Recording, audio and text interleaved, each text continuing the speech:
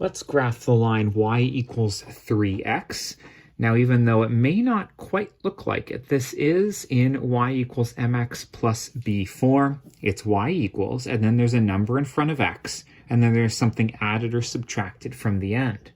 Now, in this case, there is nothing added or subtracted from the end, but that's the equivalent of having added 0. So the y-intercept here is 0. Where do you plot that on a grid? Well, the y-axis is this up and down line. 0 is the very center of it where the x-axis hits it. In fact, I probably could have written a 0 here. I don't like writing the zeros on my origin, but hey, life happens.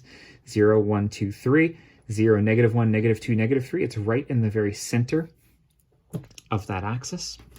And then we also have a slope. The slope is the number multiplied by x in y equals mx plus b form. Now, it's a whole number here, that's 3. When that's the case, I like dividing by 1 or writing it as a fraction over 1. 3 divided by 1 is 3, so I haven't changed what the slope is. But this just makes it much more clear that I have both a rise and a run. Your teacher may have taught you a formula for slope equals rise over run. So the number on top is the rise. That means we're going to go up 3. And the number on bottom is the run. That means we're going to go to the right by 1. Now, if this number had have been negative, I would have put the negative up top here, and then I would have gone down and to the right instead. Note that the negative is only changing whether I go up and to the right or down and to the right.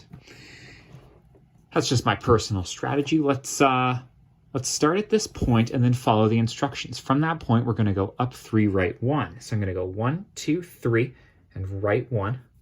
And up another from that point, 1, 2, 3, and right 1. I've kind of run out of space there, but I'm going to backtrack by doing the opposites. I'm going to go down and to the left, down 3 and left 1. I could keep going, but I've exhausted my grid here. Now I'm just going to make sure that I can draw a straight line through those points.